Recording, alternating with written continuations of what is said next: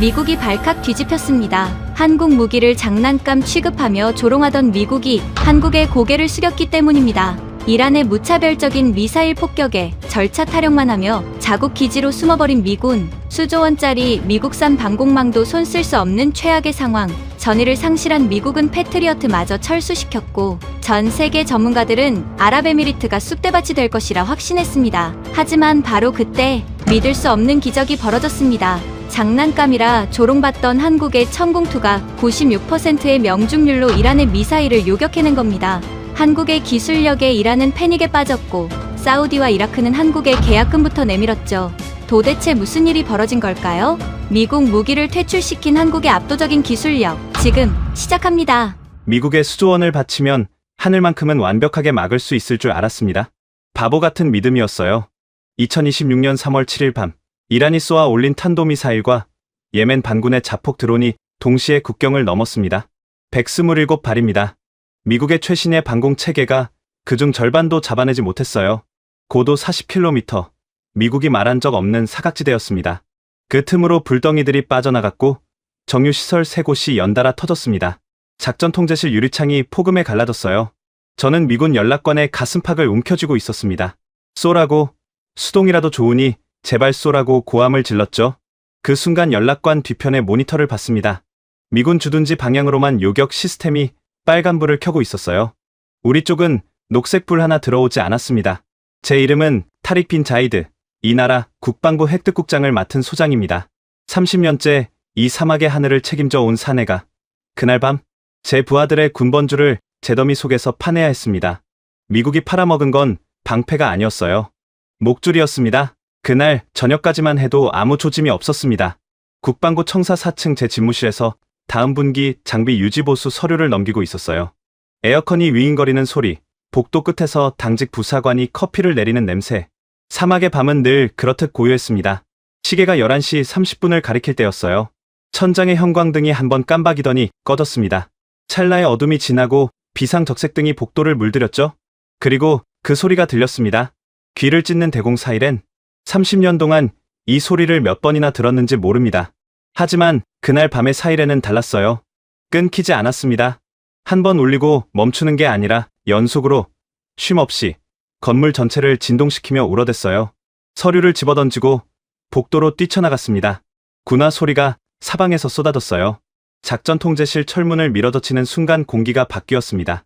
수십 개의 스크린이 빨갛게 물들어 있었고 장교들이 마이크를 붙잡고 고함을 지르고 있었습니다. 주 화면을 올려다봤어요. 국경 너머에서 빨간 점들이 때를 지어 밀려오고 있었습니다. 이란발 탄도미사일, 예멘 반군의 샤헤드 자폭 드론, 고도도 방향도 제각각인 복합 공습이었죠. 심장이 주먹으로 조여지는 것 같았습니다. 요격 시스템 상태 보고 칼리드 소령이 제 옆으로 달려왔어요. 평소의 침착함은 온데간데 없이 이마에 땀이 흘러내리고 있었습니다. 장군님, 사드가 상층 표적에 교전 들어갔습니다.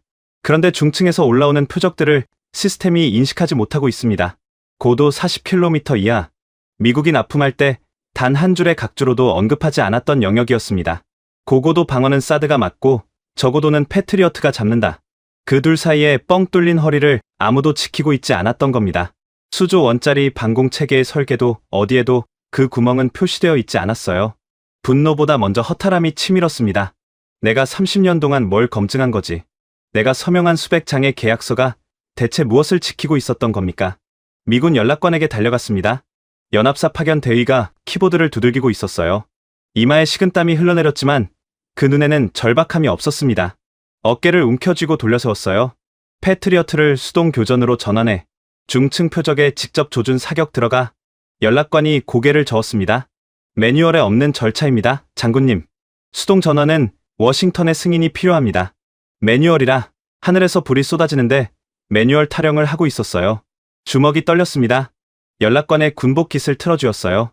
뒤에서 칼리드가 제 팔을 잡았지만 뿌리쳤습니다. 밖에서 사람이 죽어가고 있어. 전화기를 들어. 워싱턴이든 어디든 당장 승인을 받아. 그 순간이었습니다. 연락관 뒤편의 보조 모니터가 눈에 들어왔어요. 화면에 녹색 원이 하나 떠 있었습니다. 미군 주둔지를 중심으로 반경 30km. 그 원 안에서만 패트리어트가 교전 태세를 유지하고 있었어요. 우리 정유시설, 우리 도시, 우리 병사들이 있는 방향은 아무런 표시도 없었습니다. 텅 빈 검은 화면이었어요. 손에서 힘이 빠졌습니다. 연락관의 깃에서 손을 놓았어요. 이건 시스템 오류가 아니었습니다. 설계된 우선순위였어요. 미국은 처음부터 자국민만 지킬 생각이었던 겁니다. 수조 원을 받아놓고 위기의 순간에 우리를 벌거벗겨 놓은 겁니다. 동맹이라는 단어가 입안에서 재처럼 부서졌어요. 창밖을 봤습니다. 검은 밤하늘을 가르며 불덩이들이 떨어지고 있었어요. 하나, 둘이 아니었습니다. 비처럼 쏟아졌어요. 정유시설 방향에서 첫 번째 화염이 솟았습니다. 대지가 흔들렸어요. 두 번째, 세 번째, 연쇄의 폭발이 밤하늘을 나처럼 밝혔습니다. 유리창 너머로 주황빛 불기둥이 수십 미터를 치솟았고 뜨거운 바람이 통제실 벽을 때렸어요. 장교 하나가 의자에서 넘어졌습니다. 누군가 비명을 질렀어요. 그때 무전이 터졌습니다. 남서 구역 막사 피격, 막사 피격. 방공포병 숙소에 드론이 떨어졌습니다. 심장이 멎었습니다. 남서 구역, 제가 직접 배치한 젊은 방공포병들이 자고 있던 막사였어요. 23, 24짜리 아이들이었습니다. 제가 아버지처럼 아꼈던. 훈련장에서 웃으며 격려하던 얼굴들이 머릿속을 스쳤어요. 칼리드에게 지휘를 넘기고 밖으로 뛰었습니다. 차를 잡을 여유도 없었어요. 달렸습니다. 군화 밑으로 모래가 파이고 뜨거운 공기가 폐를 태웠습니다. 500m쯤 달렸을까? 매캐한 냄새가 코를 찔렀어요. 화약과 타는 고무, 그리고 그 밑에 깔린 설명할 수 없는 냄새. 한 번 맡으면 평생 잊을 수 없는 냄새입니다. 사람이 타는 냄새였어요. 막사가 있던 자리에는 콘크리트 잔해와 뒤틀린 철근만 남아 있었습니다. 지붕이 통째로 내려앉아 있었어요. 구조대가 아직 도착하지 않았습니다. 제가 먼저 왔어요. 무릎을 꿇고 잔해를 맨손으로 파헤치기 시작했습니다. 콘크리트 파편이 손바닥을 갈아냈지만 느끼지 못했어요. 재와 먼지 속에서 손끝에 쇠조각이 걸렸습니다. 군번줄이었어요. 새까맣게 그을려 있었지만 줄에 매달린 인식표의 각인을 더듬어 읽을 수 있었습니다. 제가 아는 이름이었어요. 2달 전 진급 신고를 하며 씩씩하게 웃던 얼굴이 떠올랐습니다. 장군님, 대한민국에서 온 천궁이라는 미사일 영상을 봤는데요. 그거 정말 대단하더라고요. 언젠가 우리도 저런 거 써볼 수 있을까요? 그 아이가 저한테 그렇게 물었었습니다. 군번줄을 움켜쥐었어요. 주먹에서 피가 배어났습니다. 모래 위로 한 방울, 두 방울 떨어졌어요. 분노인지 슬픔인지 구분이 되지 않았습니다. 아니, 둘 다였습니다. 미국의 매뉴얼이 이 아이들을 죽였어요. 워싱턴의 승인 절차가 이 아이들의 관뚜껑을 닫은 겁니다. 수조 원을 바치고도 결정적인 순간에 우리가 받은 건 보호가 아니라 방관이었습니다. 무릎을 꿇은 채 고개를 들었어요. 정유시설 방향에서 아직도 불기둥이 하늘을 태우고 있었습니다. 그 불빛 아래로 미군 주둔지의 건물들이 멀쩡하게 서 있는 게 보였어요. 불빛 한 점 꺼지지 않은 채 마치 다른 세계처럼 조용히 버티고 있었습니다. 같은 하늘 아래, 같은 밤에, 같은 미사일이 날아왔는데 지켜진 쪽과 버려진 쪽이 이렇게 선명하게 갈려 있었습니다. 주머니에 군번줄을 넣었어요. 쇠조각의 거친 모서리가 허벅지를 찔렀지만 그대로 뒀습니다. 이 통증을 잊으면 안 됐어요. 이 밤을 잊으면 안 됐습니다. 30년간 미국의 방패를 신처럼 떠받들었던 제 자신을 서류에 도장을 찍으며 안심하고 잠들었던 그 어리석음을 부하들의 제가 된 살점으로 돌려받은 이 밤을 통제실로 돌아가는 길 다리가 풀려 한 번 쓰러졌습니다. 모래바닥에 손을 짚고 일어섰어요. 하늘에서는 아직도 산발적으로 폭음이 들렸습니다. 제가 할 수 있는 건 아무것도 없었어요. 미국의 시스템은 미국의 규칙대로만 움직였고 그 규칙에 우리의 목숨은 포함되어 있지 않았습니다. 통제실 문을 다시 열었을 때 칼리드가 달려왔어요. 피해 현황을 보고하려는 입술이 떨리고 있었습니다. 제가 먼저 말했어요. 막사 인원 현황 파악해. 생존자 수색에 모든 가용 인력을 투입하고. 목소리가 갈라졌습니다. 칼리드가 경례를 하고 돌아서는데 그 등이 흔들리고 있었어요. 이 아이도 그 막사의 병사들과 밥을 같이 먹던 사이였습니다. 화면을 올려다봤습니다. 빨간 점들이 사라지고 피해 지역을 표시하는 주황색 원들만 남아 있었어요. 정유시설 3곳, 막사 한동, 민간 구역 일부. 이 나라 국방 예산 1년치에 맞먹는 피해가 하룻밤 사이에 쌓인 겁니다. 그리고 그 수조 원짜리 방패는 자기를 만든 나라 사람들만 지키고 눈을 감았습니다. 주머니 속 군번줄을 만졌어요. 차가운 쇠조각이 손가락 끝에 닿을 때마다 부하의 얼굴이 떠올랐습니다. 내 조국의 하늘을 남의 손에 맡긴 대가가 이것이었습니다. 돈으로 환산할 수 없는, 피로만 치를 수 있는 대가였어요. 이 사막에서 30년을 보냈지만 그날 밤처럼 모래바람이 뜨겁고 매캐했던 적은 없었습니다. 시신을 수습하는데 밤새가 걸렸습니다. 막사 잔해 밑에서 8구의 시신이 나왔어요. 8명 전원이었습니다. 생존자는 없었어요. 시신 가방에 지퍼를 올리는 구조대원들의 손이 떨렸고 저는 마지막 한 구까지 그 자리를 지켰습니다. 눈을 감을 수가 없었어요. 내가 골라준 무기가 이 아이들을 지켜주지 못했는데 마지막 가는 길마저 외면하면 사람이 아니었으니까요. 새벽 5시에 국방부 청사로 돌아왔습니다. 옷에 제와 그 이름이 배어 있었어요. 갈아입을 생각을 못했습니다. 그 냄새를 안고 회의실에 들어가야 했어요. 이 냄새를 맡아야 할 사람들이 있었으니까요. 긴급 작전 회의가 소집된 건 새벽 6시였습니다. 국방부 지하 2층 밀실 회의실. 방탄 유리와 전파 차단벽으로 둘러싸인 방에 수뇌부가 뜬 눈으로 밤을 새운 얼굴로 모여들었어요. 알파드 참모총장이 먼저 와 있었습니다. 걸프전 이후 30년간 미국과의 동맹을 목숨처럼 지켜온 노장이었죠. 그런 알파드의 눈이 충혈되어 있었어요. 술탄 재무장관도 도착했습니다. 안경을 벗고 눈두덩을 누르고 있었어요. 밤새 피해 금액을 산출하느라 잠을 못 잔 기색이 역력했습니다. 회의 시작 시각은 6시 30분이었어요. 그런데 한 자리가 비어 있었습니다. 미국 방산업체 수석 대표, 리처드 벤스 부사장. 이 나라 방공 체계를 납품한 회사의 책임자가 제 시간에 나타나지 않았습니다. 10분이 지났어요. 20분, 알파드 총장의 관자놀이에 핏줄이 돋았습니다. 술탄 장관이 시계를 2번째 확인했어요. 30분이 지나서야 회의실 문이 열렸습니다. 벤스가 종이컵 커피를 들고 들어왔어요. 입술 끝에 얼룩이 묻어 있었고 넥타이는 느슨하게 풀려 있었습니다. 마치 호텔 라운지에서 아침 식사를 마치고 온 것 같은 여유로운 걸음이었어요. 휘파람은 아니었지만 그 태도 자체가 휘파람이나 다름없었습니다. 밤새 8구의 시신을 수습한 제 눈에는요. 교통이 좀 밀렸습니다. 사태 수습 차량이 많더군요. 벤스가 자리에 앉으며 말했어요. 사태 수습, 자기 회사가 납품한 시스템이 뚫려서 사람이 죽었는데 그걸 교통 체증의 원인 정도로 언급하는 겁니다. 손톱이 손바닥에 박혔습니다. 테이블 위로 사진을 던졌어요. 막사 잔의 사진이었습니다. 으깨진 콘크리트, 뒤틀린 침대 프레임, 검게 그을린 벽. 제가 새벽에 직접 찍은 것들이었죠. 어젯밤 방공포병 8명이 죽었소. 당신 회사가 완벽하다고 보장한 시스템 아래서. 벤스가 사진을 한 장 집어 들었습니다. 3초쯤 들여다보더니 내려놓았어요. 그리고 구두 끝에 묻은 모래를 손가락으로 톡톡 털어냈습니다. 사진 위로 모래 가루가 떨어졌어요. 부하들의 자네가 찍힌 사진 위로. 유감입니다, 장군님. 하지만 시스템은 설계 사양대로 작동했습니다. 주먹을 테이블 아래로 내렸어요. 때리면 안 됐습니다. 때리는 순간 이 자리가 끝나면 오늘 밤 또 날아올 미사일을 막을 방법이 사라지니까요. 설계 사양대로라면 고도 40km 이하의 표적은 누가 막습니까? 그 구간이 비어있다는 걸 당신들은 알고도 안 말한 겁니까? 벤스가 서류 가방에서 태블릿을 꺼냈어요. 화면을 2번 넘기더니 그래프 하나를 띄웠습니다. 분석 결과가 나왔습니다. 요격 실패의 주요 원인은 UAE 측이 운용 중인 노후 통신 인프라의 전파 간섭이었습니다. 중국제 통신 장비에서 발생하는 주파수 충돌이 우리 레이더의 탐지 범위를 축소시켰다는 결론이에요. 머리가 하얘졌습니다. 시스템이 고도 40km를 커버하지 못한 건 설계 결함이었어요. 통신 장비 탓이 아니었습니다. 그걸 이 자리에 있는 모든 사람이 알고 있었어요. 알파드 총장의 입술이 파르르 떨렸습니다. 술탄 장관이 안경을 벗어 테이블에 내려놓았어요. 말 한마디 못하는 겁니다. 미국의 대드는 순간 부품 공급이 끊기고 부품이 끊기면 남아있는 시스템마저 고철이 되니까요. 알파드 총장이 자존심을 삼키고 입을 열었습니다. 30년 군 생활의 연륜이 담긴 최대한 절제된 목소리였어요. 벤스 부사장, 원인 규명은 차후에 하기로 합시다. 지금 급한 건 오늘 밤입니다. 정보국 분석에 따르면 이란이 2차 공습을 준비하고 있소.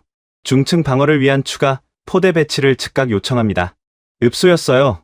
참모총장이라는 사람이 무기상 앞에서 읍소를 하고 있었습니다. 이빨을 깨물었어요. 하지만 알파드의 판단이 틀린 건 아니었습니다. 오늘 밤을 넘기는 게 먼저였으니까요. 벤스가 고개를 끄덕이는 듯하더니 서류 가방에서 또 다른 봉투를 꺼냈습니다. 파란색 표지에 금박 글씨가 찍힌 공식 제안서였어요. 테이블 위로 미끄러뜨렸습니다. 술탄 장관이 받아들고 첫 페이지를 넘기다가 얼굴이 굳었어요. 이게 무슨 금액입니까? 벤스가 커피를 한 모금 마셨습니다. 기존 계약 대비 30% 할증이 적용된 긴급 업그레이드 패키지입니다. 중층 방어 모듈 추가, 레이더 소프트웨어 재코딩, 현장 기술 인력 파견비까지 포함이에요. 합리적인 가격이라고 생각합니다만 1조 원이었습니다. 어젯밤 자기들 시스템이 뚫려서 사람이 죽었는데 사과는커녕 값을 올려받겠다는 겁니다. 그것도 30%를. 합리적이라는 말이 제 귀를 후벼 팠어요. 납기는요? 알파드가 물었습니다. 2년입니다. 의회 승인 절차와 생산 라인 조정 기간을 감안하면 최선의 일정이에요. 2년. 오늘 밤 미사일이 날아오는데 2년을 기다리라는 소리였습니다. 의자 팔걸이를 쥔 손에 힘이 들어갔어요. 이건 거래가 아니었습니다. 인질극이었어요. 당장 죽게 생긴 사람한테 약값을 올려 부르는 것과 뭐가 다릅니까? 술탄 장관이 제안서를 구겼어요. 조용하던 사람이 자리에서 벌떡 일어났습니다. 이건 동맹이 아니라 강도다. 우리 병사가 죽는 판의 가격을 올려? 차라리 러시아에서 S-400을 사는 게 낫겠소. 서방 제재를 맞더라도 최소한 당장 배치할 수 있는 게 있어야 할 것 아닙니까? 회의실이 쩡했어요. 술탄의 목소리가 방탄벽에 부딪혀 울렸습니다. 러시아제라. 그 말에 알파드 총장의 얼굴이 더 어두워졌어요. 서방 제재를 맞으면 경제가 흔들리고 경제가 흔들리면 군을 유지할 돈 자체가 사라집니다. 독이든 밥과 굶어 죽기 사이의 선택이었어요. 벤스가 커피를 내려놓고 웃었습니다. 여유로운 미소였어요. 술탄 장관님, 러시아 무기를 도입하시는 순간 미합 중국의 대적국 거래제 제법이 발동됩니다. F-35 전투기 인도 취소, 기존 장비 정비 중단, 부품 공급 전면 중지. 장관님께서 관리하시는 예산에 어떤 영향이 있을지는 직접 계산해 보시죠. 또렷한 발음이었어요. 한 글자도 흐리지 않았습니다. 협박하는 사람 특유의 정확한 어조. 이자를 30년째 동맹이라 불러왔다는 사실이 속을 뒤집었어요. 술탄 장관이 주먹을 불끈 쥐었지만 더 이상 말을 잇지 못했습니다. 알파드 총장은 테이블 위에 구겨진 제안서를 내려다보고 있었어요. 아무도 입을 열지 않았습니다. 벤스가 자리에서 일어섰어요. 서류 가방을 집어들고 양복 단추를 하나하나 채웠습니다. 심사숙고하시길 바랍니다. 시간이 많지 않으시지 않습니까? 오늘 밤 이란이 또 쏠 수도 있으니까요. 문을 열고 나가는 벤스의 등을 바라봤습니다. 구두굽이 대리석 바닥을 찍는 소리가 규칙적으로 멀어졌어요. 그 발소리가 완전히 사라질 때까지 아무도 입을 열지 못했습니다. 회의실에 침묵이 내려앉았어요. 숨막히는 침묵이었습니다. 에어컨 소리만 윙윙거렸어요. 미국의 무릎을 꿇으면 2년을 기다리는 동안 또 사람이 죽습니다. 러시아를 택하면 경제가 무너져요. 어느 쪽을 골라도 목줄이 채워지는 건 마찬가지였습니다. 주머니 속 군번줄을 만졌어요. 차가운 쇠 조각의 모서리가 손끝을 찔렀습니다. 8명의 이름이 머릿속을 스쳤어요. 이 아이들의 죽음이 30% 할증 청구서로 돌아왔다는 사실이, 이 나라의 하늘이 남의 나라, 장사꾼의 서류 가방 안에 들어있다는 현실이 뼛속까지 치밀어 왔습니다. 알파드 총장이 두 손으로 얼굴을 감쌌어요. 술탄 장관은 구겨진 제안서를 펴지도 않은 채 멍하니 벽을 보고 있었습니다. 이 나라 안보의 최고 결정권자들이 무기상 하나가 휘두르는 청구서 앞에서 어린애처럼 꼼짝을 못하고 있었어요. 저도 마찬가지였습니다. 30년 경력의 획득국장이 선택지 하나 없이 의자에 못 박혀 있었어요. 미국이 아니면 러시아, 러시아가 아니면 미국. 이 좁디좁은 울타리 안에서만 이 나라의 하늘값이 매겨지고 있었습니다.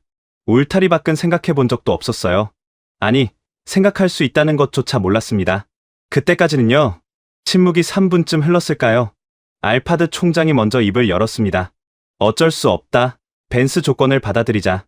2년이든 3년이든 미국 시스템을 업그레이드하는 수밖에. 술탄 장관이 고개를 돌렸어요.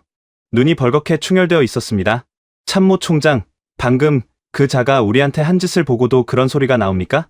병사가 8명이 죽었는데 값을 30% 올려 불렀소. 2년 동안 또 얼마나 죽어나가야 합니까? 그럼 러시아를 사자는 겁니까? 서방 제재 맞으면 이 나라 경제가 반토막 납니다. 장관이 그 책임을 지겠소? 최소한 당장 배치할 수 있는 게 있어야 할 것 아닙니까? 2년을 기다리는 동안 오늘 밤은 어떻게 넘기자는 겁니까? 두 사람이 동시에 자리에서 일어섰어요. 알파드의 주먹이 테이블을 내리쳤고 술탄이 의자를 뒤로 밀어젖혔습니다. 경호원 둘이 문 앞에서 몸을 긴장시켰어요. 이 나라 안보와 재정의 수장 2명이 멱살을 잡기 직전이었습니다. 한쪽은 미국 없이는 내일 지도에서 지워진다고 믿었고 다른 한쪽은 미국의 목줄을 차느니 차라리 제재를 막겠다고 버텼어요. 둘 다 맞는 말이었습니다. 그리고 둘 다 답이 아니었어요. 저는 의자에 앉은 채 주머니 속 군번줄을 만지고 있었습니다. 쇠조각 모서리가 손끝을 파고들 때마다 어젯밤의 매캐한 냄새가 되살아났어요. 미국도 안 되고 러시아도 안 된다. 그렇다고 맨몸으로 오늘 밤을 맞을 수도 없다. 30년 동안 이 두 갈래 길만 바라보며 살아왔습니다. 하지만 사흘 전 칼리드 소령이 제 책상 위에 올려놓은 분석 보고서 한 권이 머릿속에서 계속 깜박이고 있었어요. 제3의 길이 있습니다. 제 목소리에 두 사람이 동시에 돌아봤어요. 알파드의 주먹이 허공에 멈췄고 술탄에 충혈된 눈이 저를 향했습니다. 서류 가방에서 두꺼운 브로슈어 하나를 꺼냈어요. 이틀 전부터 제 가방 바닥에 넣어두고 다녔던 것이었습니다. 결심이 서지 않아서 꺼내지 못하고 있었죠. 어젯밤까지는요. 테이블 중앙에 콱 내려놓았습니다. 표지에 찍힌 글자를 알파드가 읽었어요. 눈이 가늘어졌습니다. MSAM-2, 이게 뭡니까? 한국의 중거리 지대공 미사일입니다. 천궁2라고 부릅니다. 알파드의 얼굴이 일그러졌어요. 30년 동안 미국과 러시아, 프랑스의 무기만 만져온 노장에게 한국이라는 이름은 방산 지도에 존재하지 않는 나라였습니다. 타릭, 한국이라면 자동차나 만드는 나라 아닙니까? 그 나라의 장난감에 우리 하늘을 맡기자는 겁니까? 예상한 반응이었어요. 석 달 전이었으면 저도 같은 말을 했을 겁니다. 한국이라 삼성텔레비전이나 현대자동차를 떠올리면 떠올렸지 미사일을 떠올릴 사람이 이 방에 몇이나 되겠습니까? 하지만 칼리드가 가져온 분석 보고서를 열어본 순간 저는 30년의 상식을 의심하기 시작했어요. 총장님, 잠깐만 들어보십시오. 어젯밤 우리가 뚫린 게 어디입니까? 알파드가 입을 다물었어요. 고도 40km 이하의 중층입니다. 사드는 너무 높은 곳만 보고 패트리어트는 너무 낮은 곳만 봤습니다. 그 사이에서 적이 비집고 들어왔어요. 천궁은 정확히 그 구간을 막도록 설계된 무기입니다. 말을 마치기가 무섭게 회의실 문이 열렸습니다. 칼리드가 안내한 젊은 장교 하나가 노트북을 들고 들어왔어요. 주 UAE 한국 대사관 소속 이민수 무관이었습니다. 30대 중반의 단정한 체격의 아랍어가 유창했죠. 이민수가 빔 프로젝터에 노트북을 연결하자 벽면 스크린에 어젯밤의 공습 궤적 분석도가 떠올랐습니다. 빨간 선이 이란 국경에서 출발해 UAE 영공을 관통하는 경로였어요. 파란 원이 사드의 교전 범위, 초록 원이 패트리어트의 커버 영역이었습니다. 두 원 사이에 아무 색도 칠해지지 않은 빈띠가 또렷하게 드러났어요. 고도 20km에서 40km. 적의 미사일 중 절반 이상이 바로 그 빈띠를 타고 날아들었습니다. 이민수가 화면을 한번 터치하자 노란 원 하나가 빈띠 위에 정확히 겹쳐졌어요. 이것이 천궁2의 교전 범위입니다. 고도 20에서 40km, 사거리 40km를 커버합니다. 알파드의 눈이 스크린에 고정됐어요. 빈띠가 노란색으로 메워지는 걸 보는 표정이 달라지고 있었습니다. 하지만 입은 여전히 굳어 있었어요. 30년의 확신이 그래프 한 장에 무너지지는 않으니까요. 그때 회의실 뒷문이 열렸습니다. 흙먼지가 묻은 작업복 차림의 사내가 이마에 땀을 수건으로 닦으며 들어왔어요. 넥타이는커녕 양복도 아니었습니다. 투박한 태블릿을 한 손에 들고 작업화 바닥에 모래가 묻어 있었죠. 화려한 프레젠테이션 따위와는 거리가 먼 사람이었습니다. 김상철, 대한민국 국방과학연구소 천궁수출총괄 단장이었어요. 알파드가 김상철을 위아래로 훑었습니다. 눈빛에 불신이 묻어났어요. 수조 원짜리 무기를 파는 사람이 작업복을 입고 나타날 거라고는 예상하지 못했겠죠. 벤스에 맞춤 정장과 금박 제안서에 익숙한 눈이었으니까요. 김상철이 자리에 앉지 않았습니다. 서서 알파드를 똑바로 바라봤어요. 참모 총장님, 벤스 부사장인 앞길을 2년이라 했다면서요? 알파드가 대답하지 않았습니다. 김상철이 고개를 한번 끄덕였어요. 우리는 6개월 안에 첫 포대를 심겠습니다. 술탄 장관의 손이 멈췄어요. 구겨진 제안서를 만지작거리던 손가락이 공중에 떴습니다. 알파드의 눈이 커졌어요. 6개월이라 미국이 2년을 부른 자리에서 6개월을 선언한 겁니다. 불가능합니다. 알파드가 고개를 저었어요. 중거리 방공 체계를 반년 만에 실전 배치한 사례가 역사상 어디 있습니까? 허풍이 아니면 사기요. 김상철의 표정이 변하지 않았습니다. 태블릿을 열어 생산 일정표를 보여줬어요. 대한민국 사천과 구미의 방산 공장 가동률, 부품 재고 현황, 수송 계획까지 빽빽하게 적혀 있었습니다. 허풍이 아닌지는 사막에서 직접 확인하시면 됩니다. 저는 결과로 말하는 사람이에요. 술탄 장관이 안경을 고쳤으며 몸을 앞으로 기울였어요. 재물을 책임지는 사람의 본능이었습니다. 납기가 6개월이면 2년치 운용 유지비가 빠지고 중간 납품 할증도 사라집니다. 계산기를 두드리는 손끝이 빨라지고 있었어요. 저는 김상철의 작업복에 묻은 흙먼지를 봤습니다. 벤스에 맞춤 정장과 김상철의 흙먼지. 한쪽은 시신이 나온 회의실에서 커피를 마셨고 다른 한쪽은 사막의 모래를 뒤집어 쓰고 들어왔어요. 어느 쪽이 진짜 전장의 무게를 아는 사람인지 물어볼 필요도 없었습니다. 하지만 결정을 내릴 수 있는 건 제가 아니었어요. 이 나라 방위의 최종 결재는 한 사람의 손에 달려 있었습니다. 회의를 중단시키고 밖으로 나왔어요. 칼리드에게 독대를 청했습니다. 셰이크 모하메드, 이 나라의 절대 권력자에게요. 1시간 뒤 청사 최상층 집무실 문 앞에 섰습니다. 경호원이 문을 열었어요. 모하메드는 창가에 서서 도시를 내려다보고 있었습니다. 멀리 정유시설 방향에서 아직 연기가 피어오르고 있었어요. 그 연기를 등지고 돌아선 모하메드의 눈은 이미 모든 것을 알고 있는 사람의 눈이었습니다. 한국이라. 제가 입을 열기도 전에 모하메드가 먼저 말했어요. 미국도 러시아도 아닌 세 번째 카드를 들고 왔다는 보고를 받았다. 타릭, 그 카드가 진짜인지 내가 보증할 수 있느냐? 주머니 속 군번줄을 꺼냈습니다. 새까맣게 그을린 쇠조각을 모하메드의 책상 위에 올렸어요. 제 목과 별을 겁니다, 장관님. 사막에서 실사격으로 검증하겠습니다. 천궁이 실패하면 제가 군복을 벗겠습니다. 모하메드가 군번줄을 내려다봤어요. 오래 내려다봤습니다. 창밖의 연기가 바람에 천천히 흩어지고 있었어요. 실패하면 군복만으로 끝나지 않는다. 알고 있겠지. 알고 있었습니다. 미국의 심기를 건드리고 검증도 안 된 무기에 국가의 운명을 건다는 건 실패하면 제 목만이 아니라 타릭 빈 자이드라는 이름 자체가 이 나라에서 지워진다는 뜻이었어요. 각오하고 있습니다. 모하메드가 고개를 돌려 다시 창밖을 봤어요. 연기가 피어오르는 도시 위로 아침 햇살이 비끼고 있었습니다. 사막에서 보여줘라. 내 눈으로 직접 보겠다. 집무실을 나오는 발걸음이 가벼워진 건 아니었습니다. 오히려 무거웠어요. 30년 경력과 별 2개와 가문의 명예를 전부 올려놓은 판이었으니까요. 하지만 주머니 속 군번줄의 무게가 그 모든 것보다 묵직했습니다. 어젯밤 재더미에서 파낸 이 쇠조각이 저를 사막으로 끌고 가고 있었어요. 섭씨 50도라는 숫자는 종이 위에서는 그냥 숫자입니다. 하지만 그 숫자가 피부 위에 내려앉으면 전혀 다른 의미가 돼요. 차 문을 여는 순간 얼굴에 뜨거운 벽이 부딪혔습니다. 숨을 들이쉬면 폐가 타는 것 같았어요. 훈련장에 도착하자마자 군복 안쪽이 땀으로 젖어들었습니다. 3월인데 이 정도였어요. 사막은 계절 따위 신경 쓰지 않습니다.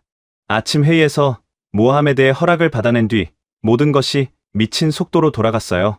김상철 단장이 한국에서 미리 들여온 시험 포대가 설치된 남부 사막 훈련장까지 군용 헬기로 40분, 알파드 총장이 직접 참관하겠다고 나섰습니다. 술탄 장관도 따라왔어요. 칼리드 소령은 어젯밤 레이더 기록을 담은 노트북을 안고 헬기에 올랐고요. 미군 연락관 둘도 참관석 끝자리에 앉았습니다. 어젯밤 매뉴얼 타령을 하던 그 대위는 아니었어요. 더 높은 사람들이 왔습니다. 한국의 미사일이 사막에서 실사격을 한다는 소식에 미국이 눈을 번뜩인 겁니다. 훈련장은 끝이 보이지 않는 모래 평원이었습니다. 지평선이 아지랑이에 흔들리고 있었어요. 그 한가운데에 천궁2 발사대 한 기가 서 있었습니다. 수직 발사관 4개가 하늘을 향해 우뚝 솟아 있었어요. 그 옆에 레이더 차량, 교전 통제소 차량이 나란히 배치되어 있었고 한국 기술진 12명이 땀에 젖은 조끼를 입고 장비 점검에 매달려 있었습니다. 알파드 총장이 참관석 천막 아래에 서서 팔짱을 끼고 발사대를 바라봤어요. 선글라스 너머의 눈은 읽을 수 없었지만 인매가 단단하게 다물려 있었습니다. 김상철 단장에게 다가가더니 낮은 목소리로 말했어요. 단장, 내가 직접 조건을 걸겠소. 가상 표적 3발을 쏜다. 단 한 발이라도 빗나가면 당장 짐을 싸서 한국으로 돌아가시오. 타릭 장군이 걸었다는 목과 별. 나는 그 무게를 모르는 사람이 아니오. 김상철이 고개를 끄덕였어요. 표정이 변하지 않았습니다. 흙먼지 묻은 작업복 차림 그대로 태블릿을 허리춤에 꽂고 발사대 쪽으로 걸어갔어요. 알파드의 으름장에 기죽는 기색이 눈곱만큼도 없었습니다. 가상 표적 미사일 3발이 훈련장 동쪽 30km 지점에서 투하될 준비를 마쳤습니다. 고도 35km에서 회피 기동을 포함한 궤적으로 진입하는 실전과 동일한 조건이었어요. 교전 통제소 안에서 한국 기술진이 레이더 가동을 시작했습니다. 화면에 녹색 격자가 떠오르고 대기 상태 표시등이 하나씩 켜졌어요. 레이더 가동 정상. 표적 투하 3분 전. 박동호 책임 엔지니어의 목소리가 무전기를 통해 참관석까지 들렸습니다. 굵고 낮은 목소리였어요. 3분. 심장이 목구멍까지 올라왔습니다. 이 3분이 제 군 생활에 남은 전부를 결정하는 3분이었어요. 2분이 지났을 때였습니다. 레이더 화면이 한번 깜박였어요. 녹색 격자가 흔들리더니 화면 전체에 노이즈가 퍼졌습니다. 교전 통제소 안에서 기술진의 고함이 터졌어요. 전파 교란 감지. 외부 재밍 소스 확인. 심장이 얼어붙었습니다. 고개를 들어 하늘을 봤어요. 훈련장 상공만 미터 부근에 점 하나가 천천히 원을 그리고 있었습니다. 미군 정찰기였어요. 그 비행기에서 고의적으로 전파 교란을 쏟아붓고 있었던 겁니다.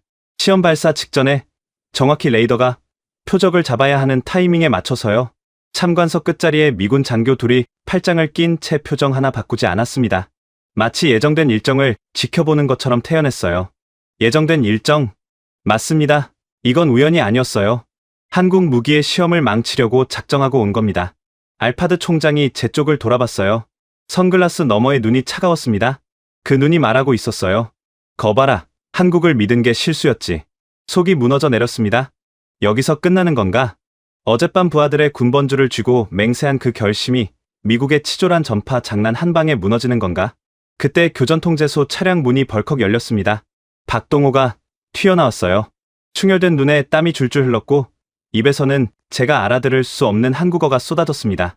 나중에 이민수 무관에게 물어보니 차마 통역할 수 없는 욕이었다고 하더군요. 박동호가 차량 옆에 쌓아둔 장비 상자를 발로 걷어차 열었어요. 안에서 두꺼운 케이블 뭉치와 노트북을 끄집어냈습니다. 모래바람이 얼굴을 때렸지만 눈도 감지 않았어요. 발사대 쪽으로 뛰어가더니 레이더 차량 하부에 드러누웠습니다. 섭씨 50도의 모래 위에 등을 대고 누운 겁니다. 케이블을 레이더 접속 포트에 직접 꽂았어요. 노트북을 배 위에 올려놓고 키보드를 두드리기 시작했습니다. 모래바람이 노트북 화면 위로 쏟아졌어요. 이민수 무관이 제 옆에서 소리쳤습니다. 미군의 재밍 주파수를 수동으로 분석해서 회피 코드를 실시간으로 덮어씌우는 겁니다. 수동 코딩으로요. 수동 코딩이라 전파 교란을 소프트웨어로 자동 필터링하는 게 정석이에요. 하지만 미군이 쏟아붓는 교란 신호가 자동 필터의 용량을 초과한 겁니다.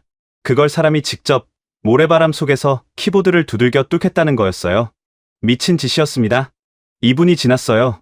박동호의 작업복이 땀과 모래로 범벅이 되었습니다. 손가락이 키보드 위를 미끄러질 때마다 옷소매로 닦고 다시 쳤어요. 레이더 차량 밑에서 기어 나온 박동호가 교전 통제소를 향해 주먹을 들어 올렸습니다. 레이더 복구, 표적 추적 재개, 화면의 노이즈가 거치고 녹색 격자가 선명하게 돌아왔어요. 교전 통제소 안에서 환호가 터졌습니다. 저는 미군 장교 둘의 얼굴을 봤어요. 팔짱을 풀고 있었습니다. 한 명이 무전기에 대고 뭐라고 소리쳤어요. 정찰기의 교란 출력을 높이라는 지시였을 겁니다. 하지만 늦었어요. 표적 투하, 고도 35,000, 속도 마하 3.2, 하늘 끝에서 점 3개가 나타났습니다. 육안으로는 보이지 않았어요. 참관석에 설치된 대형 모니터가 레이더 화면을 중계하고 있었는데 빨간 점 3개가 엄청난 속도로 격자를 가로지르고 있었습니다. 교전 통제소, 표적 획득 완료, 발사 허가 요청. 김상철이 제 쪽을 봤어요. 저는 고개를 끄덕였습니다. 발사. 굉음이 대지를 흔들었어요. 수직 발사관에서 화염이 뿜어지며 미사일이 솟아올랐습니다. 첫 발, 곧이어 두 번째, 세 번째, 세 발의 천궁이 연속으로 하늘을 찢었어요. 눈이 따라가지 못할 속도였습니다. 흰 연기 기둥만이 발사관에서 하늘로 뻗어 올라가고 있었어요. 레이더 화면을 봤습니다. 3개의 녹색 점이 3개의 빨간 점을 쫓고 있었어요. 첫 번째 표적이 회피 기동을 시작했습니다. 궤적을 급격하게 틀었어요. 패트리어트였으면 여기서 놓칩니다. 하지만 녹색 점이 함께 꺾였어요. 자체 측추력 엔진이 궤도를 꺾어 들어갔습니다. 빨간 점과 녹색 점이 겹쳤어요. 화면에서 빨간 점이 사라졌습니다. 첫 번째, 명중. 참관석에서 누군가 숨을 삼켰어요. 두 번째 표적, 녹색 점이 추적하는데 2초도 걸리지 않았습니다. 겹침. 빨간 점 소멸. 세 번째도 마찬가지였어요. 회피 기동을 하든 고도를 바꾸든 천궁은 몸통을 통째로 박아 산산조각을 냈습니다. 하늘 높이서 거대한 섬광이 3번 터졌어요. 파편이 불꽃비가 되어 사막 위로 쏟아졌습니다. 세 발 100%. 참관석이 조용했어요. 환호가 아니라 침묵이었습니다. 알파드 총장의 선글라스가 벗겨져 있었어요. 언제 벗었는지 모르겠습니다. 벌어진 입을 다물지 못하고 있었어요. 미군 장교 둘의 얼굴은 백지장이었습니다. 한 명이 무전기를 떨어뜨렸어요. 그 정적을 칼리드 소령이 깨뜨렸습니다. 노트북을 펼쳐 참관석 테이블 위에 놓았어요. 화면에 2개의 그래프가 나란히 떠 있었습니다. 어젯밤 실전 데이터입니다. 왼쪽이 미제 레이더의 표적 추적 기록이고 오른쪽이 천궁 레이더가 동일 시간대에 잡은 추적 기록입니다. 왼쪽 그래프는 군데군데 끊겨 있었어요. 고도 40km 이하 구간이 텅 비어 있었습니다. 오른쪽 그래프에는 빈틈이 없었어요. 미제 레이더가 놓친 모든 궤적을 천궁의 3D 위상 배열 레이더가 한 점도 빠짐없이 잡아내고 있었습니다. 100% 추적. 술탄 장관이 붉은 도장이 찍힌 기밀 문서 표시를 확인하고 노트북 화면에 얼굴을 들이밀었어요. 안경이 코에서 미끄러졌습니다. 경악이었어요. 숫자로 밥을 먹어온 사람이 숫자 앞에서 무너지고 있었습니다. 김상철이 제 옆으로 왔어요. 모래가 묻은 수건으로 목을 닦으며 나지막하게 말했습니다. 타릭 장군, 한 가지 이야기를 해도 되겠습니까? 고개를 끄덕였어요. 30년 전이었습니다. 한국에는 미사일 기술이 없었어요. 설계도 한 장, 부품 사진 한 장 구할 데가 없었습니다. 제가 막내 연구원이던 시절, 영하 20도, 러시아 눈밭에서 9시간을 떨며 부품 사진 몇 장을 얻어왔습니다. 호텔방에서 밤새워 그 사진을 보고 구조를 역설계했어요. 손이 얼어서 펜을 쥘 수가 없어서 입으로 불어가며 그렸습니다. 김상철의 거친 손이 태블릿을 쥐고 있었어요. 마디마디가 굵었습니다. 30년 전 러시아의 추위가 만들어낸 손이었어요. 아무도 우리한테 기술을 주지 않았습니다. 미국도 안 줬고 러시아도 안 줬어요. 그래서 우리가 직접 깎아냈습니다. 뼈를 갈아서 쇳물을 만들었어요. 장군님이 어젯밤 느낀 그 서러움, 저는 압니다. 남의 손에 내 나라의 목숨을 맡겨야 하는 그 치욕을요. 바람이 불었어요. 뜨거운 사막 바람이 모래를 날렸습니다. 김상철의 작업복 깃이 펄럭였어요. 주머니 속 군번줄을 만졌습니다. 차가운 쇠조각이 손끝에 닿았어요. 이 사람이 30년 전 얼어붙은 손으로 그려낸 설계도가 오늘 이 사막 위에서 세 발 세 발을 명중시켰습니다. 아무도 가르쳐주지 않은 기술을 도끼 하나로 깎아낸 나라. 그 나라 사람의 거친 손이 제 앞에 있었어요. 가슴 깊은 곳에서 뭔가가 요동쳤습니다. 분노도 슬픔도 아닌 이름을 붙일 수 없는 뜨거운 것이었어요. 어젯밤 제더미 앞에서 무릎을 꿇었을 때와는 다른 종류의 떨림이었습니다. 그때는 무력감에 무너진 것이었지만 지금은 달랐어요. 이 사막 위에 길이 있을 수도 있다는 30년 동안 상상조차 못했던 가능성이 심장을 두드리고 있었습니다. 훈련장에서 돌아오는 헬기 안은 침묵이었습니다. 알파드 총장은 창밖을 보고 있었고 술탄 장관은 태블릿에 뭔가를 끊임없이 적고 있었어요. 저는 눈을 감았습니다. 피곤함이 아니었어요. 머릿속이 너무 많은 것들로 빽빽했습니다. 세발 세발의 섬광, 김상철의 거친 손, 박동우가 모래 위에 드러누워 키보드를 두드리던 모습, 그리고 미군 장교들의 백지장 같은 얼굴. 그 모든 장면이 뒤섞여 돌아가고 있었어요. 국방부 청사에 도착한 건 오후 4시였습니다. 최고 지휘 통제실로 향했어요. 오늘 밤에 2차 공습 대비 상황을 점검해야 했습니다. 어젯밤 뚫린 방어망을 천궁 2개 포대가 얼마나 메울 수 있는지, 패트리어트와의 연동 상태는 어떤지 확인할 게 산더미였어요. 통제실 문을 여는 순간 칼리드가 달려왔습니다. 평소에 침착함은 온데간데 없었어요. 이마에 땀이 흘러내리고 있었고 손에 쥔 태블릿이 떨리고 있었습니다. 장군님, 긴급 상황입니다. 이란 쪽인가? 아닙니다. 미국입니다. 심장이 쪼그라들었어요. 칼리드가 태블릿을 내밀었습니다. 미중동 사령부에서 30분 전에 발송한 공식 통보문이었어요. 군용 암호 통신으로 들어온 원문이 화면에 떠 있었습니다. 영어를 읽어 내려갔어요. 2줄을 읽고 멈췄습니다. 다시 읽었어요. 세 번째 읽었을 때 손이 떨리기 시작했습니다. 주바일 항구 방어 패트리어트 포대 이전 통보. 금일부 사우디아라비아 동구기지로 재배치. 이 나라의 핵심 항만을 지키던 미국의 방패가 오늘자로 빠진다는 내용이었어요. 재배치 사유가 뭡니까? 사우디 동부 방어력 강화라고만 적혀 있습니다. 하지만 장군님, 칼리드가 목소리를 낮췄어요. 시기를 보십시오. 천궁 실사격이 끝난 지 2시간 만입니다. 보복이었습니다. 한국 무기를 시험한 데 대한 보복이었어요. 미국이 우리의 핵심 항구를 벌거벗겨 놓은 겁니다. 오늘 밤 이란이 또 쏘면 주바일 항구는 방어선이 없어요. 정유시설이 불타던 어젯밤이 항구에서 반복되는 겁니다. 통제실 문이 벌컥 열리며 알파드 총장이 들이닥쳤습니다. 같은 통보문을 받은 게 분명했어요. 얼굴이 불그락불그락했습니다. 뒤를 이어 술탄 장관이 들어왔고 참모 장교 서너시 뒤따랐어요. 거봐라, 다 죽게 생겼다. 알파드가 가장 가까운 책상을 주먹으로 내리쳤습니다. 모니터가 흔들렸어요. 서류가 바닥으로 쏟아졌습니다. 내가 뭘 했소? 미국을 건드리면 이렇게 된다고 했잖소. 한국 놈들 데려다 놓으니까 패트리어트를 빼는 거 아닙니까? 주바일이 뚫리면 이 나라 수출의 40%가 날아갑니다. 총장의 고함이 통제실 벽을 때렸어요. 장교들이 고개를 숙였습니다. 알파드의 말이 틀린 게 아니었어요. 주바일 항구는 이 나라의 젖줄이었습니다.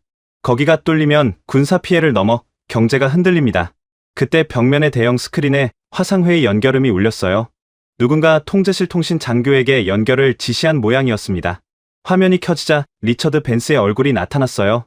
호텔 스위트룸으로 보이는 배경이었습니다. 넥타이를 풀어헤치고 있었지만 입꼬리가 올라가 있었어요. 장군님들, 안타까운 소식을 들으셨겠군요. 안타깝다는 말을 하면서 웃고 있었습니다. 패트리어트 재배치는 사령부의 전략적 판단이라 저도 어쩔 수 없습니다. 하지만 말이죠. 벤스가 잠시 뜸을 들였어요. 입꼬리가 더 올라갔습니다. 지금이라도 한국 측 인원을 철수시키고 기존 계약 프레임워크로 돌아오시면 제가 본사에 강력히 건의해서 포대 원위치를 추진하겠습니다. 어떻습니까? 뱀이었어요. 하늘을 인질로 잡아놓고 몸값을 부르는 뱀이었습니다. 한국을 버리면 방패를 돌려주겠다. 이보다 노골적인 협박이 또 있을까요? 통제실이 얼어붙었습니다. 알파드 총장이 제 쪽을 봤어요. 눈빛이 무거웠습니다. 보라는 거였어요. 내가 벌인 일의 대가를 보라는 겁니다. 술탄 장관은 손에 쥐고 있던 천군 계약서 초안을 내려다봤어요. 볼펜 뚜껑을 열었습니다. 계약서의 줄을 그어 파기하려는 움직임이었어요. 그 순간 통제실 연문이 열렸습니다. 김상철이었어요. 훈련장에서 돌아온 그대로 흙먼지 묻은 작업복 차림이었습니다. 언제 통보를 받았는지 얼굴이 단단하게 굳어 있었어요. 김상철의 시선이 술탄의 손에 쥐어진 볼펜을 훑었습니다. 그리고 곧장 술탄 장관 앞으로 걸어갔어요. 서류 가방을 열었습니다. 안에서 두툼한 철제 바인더를 꺼내 술탄의 눈앞에 콱 내려놓았어요.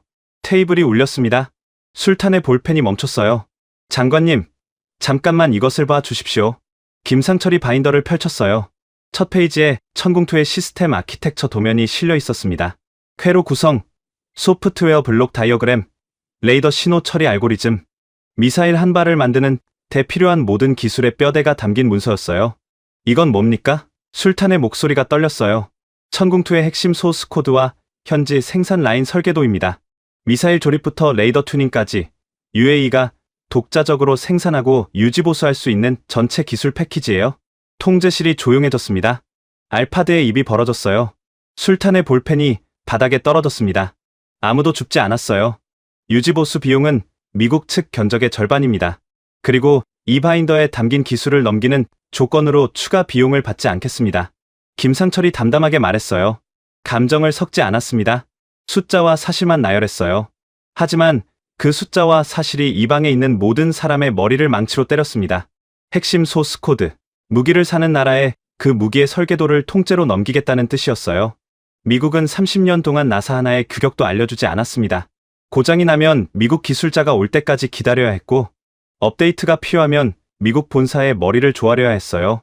러시아도 마찬가지였습니다. S-400을 사더라도 핵심 기술은 모스크바 금고 안에 묻어두겠다는 게 불문율이었죠. 그런데 한국이 그 금고를 통째로 열어주겠다고 한 겁니다. 술탄 장관이 바인더를 집어들었어요. 페이지를 넘기는 손가락이 빨라졌습니다. 숫자를 읽는 눈동자가 맹렬하게 움직였어요. 재물을 30년 해온 사람의 뇌가 지금 이 제안의 가치를 계산하고 있었습니다. 현지 생산 라인이 돌아가면 해외 유지 보수 의존도가 제로에 수렴합니다. 부품 조달 리드 타임이 사라져요. 미국이 부품을 끊겠다고 협박해도 우리가 직접 깎으면 되는 겁니다. 그 경제적 가치가 얼마인지 술탄에 떨리는 손끝이 대답하고 있었어요. 화면 속 벤스의 미소가 사라졌습니다. 김상철이 뭘 꺼냈는지 화상으로는 보이지 않았을 거예요. 하지만 통제실의 분위기가 바뀐 건 느꼈을 겁니다. 뭔 일입니까? 뭘 보고 있는 겁니까? 벤스의 목소리에 처음으로 초조함이 묻어났어요. 아무도 대답하지 않았습니다. 벽 쪽에 서 있던 이민수 무관이 제 옆으로 다가와 나지막하게 말했어요. 장군님, 김 단장님이 서울에서 출발하기 전에 하신 말씀이 있습니다. 우리는 쇳덩이를 파는 장사꾼이 아니라 당신들 손으로 미사일을 깎게 해줄 설계자라고요. 그 말이 갈비뼈 사이를 비집고 들어왔습니다. 쇳덩이가 아니라 설계도를 준다. 물고기가 아니라 낚싯대를 넘긴다. 이 나라가 30년 동안 갈망했지만 단 한 번도 손에 쥐어보지 못한 것. 기술 독립. 누구에게도 머리를 조아리지 않고 내 나라의 무기를 내 손으로 만들 수 있는 자격. 한국이 그걸 내밀고 있었어요. 스크린에서 벤스가 뭐라고 말하고 있었지만 귀에 들어오지 않았습니다. 통신 장교를 돌아봤어요. 화상회의를 끊어 벤스의 얼굴이 사라졌습니다. 스크린이 검게 꺼졌어요. 통제실에 다시 침묵이 내렸습니다. 그때 통제실 안쪽 전용 통신 단말기에 호출음이 울렸어요. 칼리드가 받고는 자세를 바로잡았습니다. 장관님 전용선입니다. 셰이크 모하메드였어요. 패트리어트 철수 통보를 받고 직접 전화를 건 겁니다. 수화기를 받았습니다. 타릭. 낮고 무거운 목소리였어요. 미국이 패트리어트를 뺐다는 보고를 받았다. 한국 무기를 시험한 대가겠지. 대답하지 않았습니다. 사실이었으니까요. 오늘 아침 내가 내 책상에 올려놓은 군번줄, 아직 여기 있다. 내가 물어볼 건 하나다. 미국의 보복을 버텨낼 수 있겠나? 주머니에 손을 넣었어요. 군번줄은 없었습니다. 아침에 모하메드의 책상 위에 두고 왔으니까요. 하지만 손끝에 그 차가운 감촉이 남아 있었습니다. 장관님, 우리는 주권을 사는 겁니다. 수화기 너머로 숨소리가 들렸어요. 길게 내쉬는 숨이었습니다. 사인해라. 전화가 끊겼어요. 손에서 수화기를 내려놓았습니다. 돌아보니 김상철이 서류 가방에서 계약서를 꺼내고 있었어요. 4조 원 규모의 천궁투 도입 계약서. 두꺼운 서류 뭉치의 마지막 페이지에 서명란 2개가 나란히 비어 있었습니다. 술탄 장관이 바닥에 떨어진 볼펜을 주었어요. 하지만 줄을 긋기 위해서가 아니었습니다. 계약서 초안의 금액란을 확인하고 고개를 끄덕였어요. 알파드 총장은 아무 말 없이 창밖을 봤습니다. 주바일 항구 방향이었어요. 패트리어트가 빠져나간 텅 빈 하늘을 보고 있었을 겁니다. 그 하늘을 채울 새로운 방패의 이름을 이제 알고 있었으니까요. 서명란에 펜을 가져갔습니다. 펜촉이 종이에 닿는 순간 손끝이 떨렸어요. 30년 동안 미국의 서류에만 도장을 찍어온 이 손이 처음으로 다른 이름 위에 펜을 올렸습니다. 획을 그었어요. 타릭 빈 자이드. 아랍 서치가 종이 위에 새겨졌습니다. 김상철이 옆에서 자기 서명란에 펜을 가져갔어요. 한글이었습니다. 거친 손이 또박또박 이름을 적었어요. 30년 전 영하 20도에서 펜을 쥐지 못해 입으로 불어가며 설계도를 그렸던 그 손이 사막의 열기 속에서 4조 원짜리 계약서에 이름을 남겼습니다. 서명이 끝난 계약서를 내려다봤어요.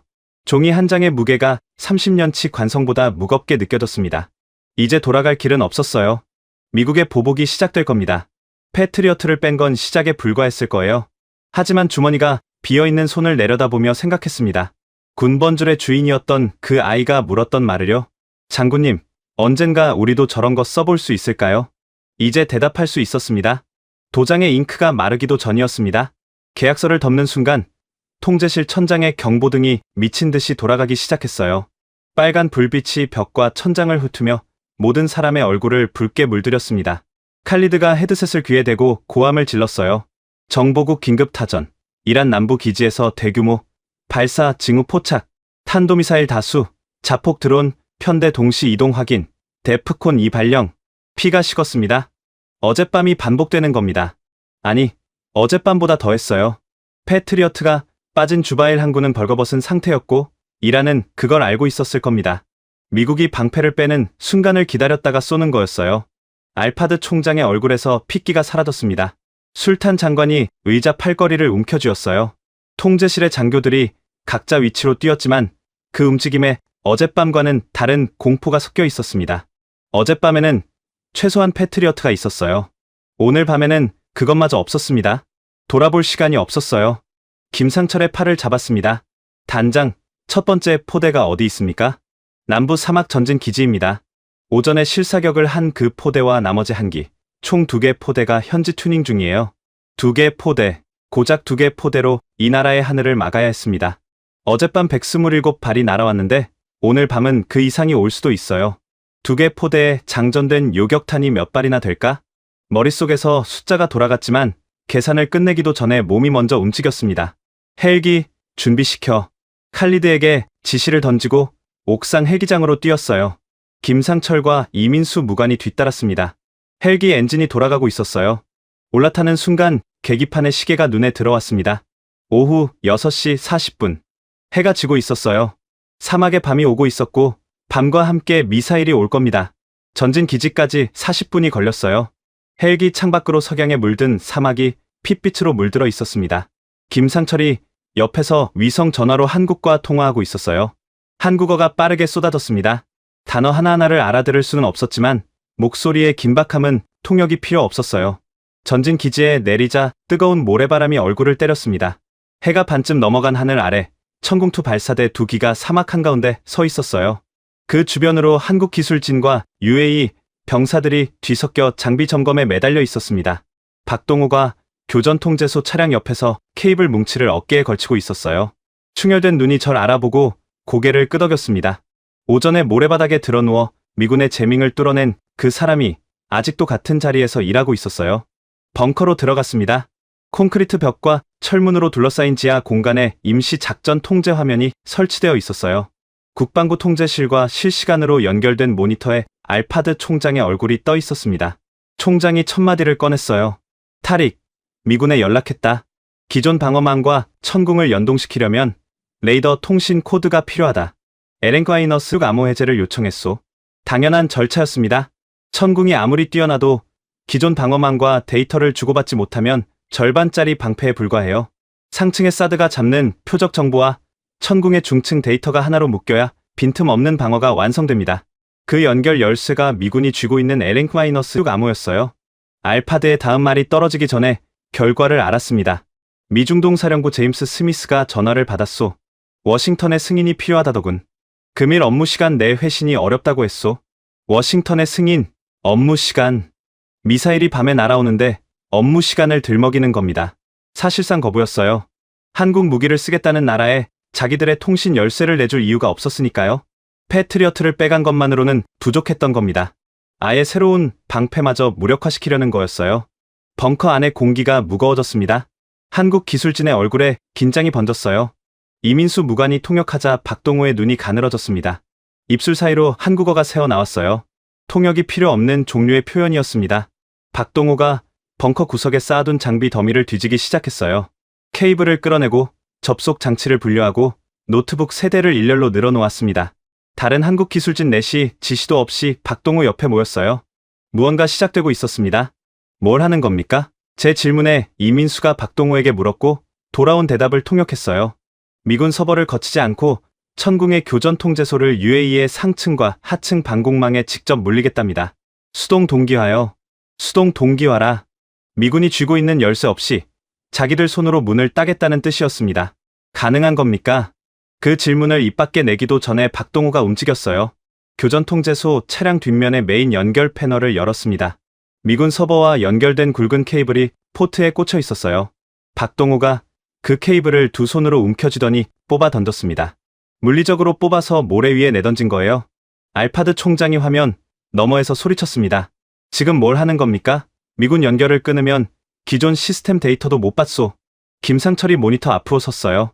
총장님, 미군이 안 주는 열쇠를 기다리다가 오늘 밤을 맞을 겁니까? 우리가 직접 묻겠습니다. 알파드가 말을 잃었어요. 김상철이 제 어깨를 잡았습니다. 소나귀에 힘이 있었어요. 핏발선 눈으로 저를 똑바로 보며 말했습니다. 장군, 우린 한다면 하는 놈들입니다. 벙커 안이 전쟁터로 변했어요. 박동호와 기술진 넷이 노트북 앞에 쪼그려 앉아 키보드를 두드리기 시작했습니다. 화면에 코드가 폭포처럼 쏟아졌어요. UAE 방공망의 데이터 프로토콜을 분석하고 천궁의 교전 통제소와 호환되는 인터페이스를 실시간으로 짜맞추는 작업이었습니다. 한 명이 코드를 쓰면 옆 사람이 검증하고 그 옆 사람이 테스트를 돌렸어요. 말이 거의 없었습니다. 한국어로 된 짧은 단어 몇 마디가 오갈 뿐 나머지는 키보드 소리와 숨소리뿐이었어요. 땀이 노트북 위로 떨어졌습니다. 벙커 안은 에어컨이 돌아가고 있었지만 12명의 체온과 장비 열기가 뒤섞여 찜통이었어요. 박동호의 작업복 등이 땀으로 검게 물들었습니다. 손가락이 키보드에서 미끄러질 때마다 바짓단에 닿고 다시 쳤어요. 30분이 지났습니다. 1시간이 지났어요. 박동호가 한 번도 자리에서 일어나지 않았습니다. 저는 벙커 벽에 등을 기대고 서 있었어요. 할 수 있는 게 없었습니다. 제가 아는 건 전장의 언어였지 코드의 언어가 아니었으니까요. 그저 지켜보는 것밖에 못했어요. 한국에서 온 젊은 공학자들이 이 나라의 하늘을 자기 손가락으로 엮어내는 걸? 1시간 40분이 지났을 때 박동호가 처음으로 소리를 질렀습니다. 한국어였어요. 이민수가 통역하기도 전에 모니터 화면이 바뀌었습니다. 빨간색이던 연결 상태 표시등이 하나씩 초록색으로 바뀌기 시작했어요. 하나, 둘, 셋. 연쇄적으로 초록불이 켜졌습니다. 교전 통제소 메인 스크린에 글자가 떠올랐어요. 네트워크 링크 그린. 미군의 암호 없이 연결을 성공시킨 겁니다. 천궁의 레이더가 UAE 방공망의 상층과 하층 데이터를 실시간으로 받아들이기 시작했어요. 화면이 푸르게 빛났습니다. 세 개의 방어층이 하나의 뇌로 묶이는 순간이었어요. 미국이 30년 동안 열쇠를 쥐고 흔들던 그 문을 한국 기술진이 맨손으로 뜯어낸 겁니다. 박동호가 의자 등받이에 몸을 젖히며 숨을 내쉬었어요. 눈이 충혈을 넘어 핏줄이 터질 것 같았습니다. 한국 기술진 넷이 동시에 고개를 뒤로 젖혔어요. 천장을 보며 숨을 몰아쉬는 모습이 막 전투를 마친 병사 같았습니다. 김상철이 박동호의 어깨를 한번 쥐었어요.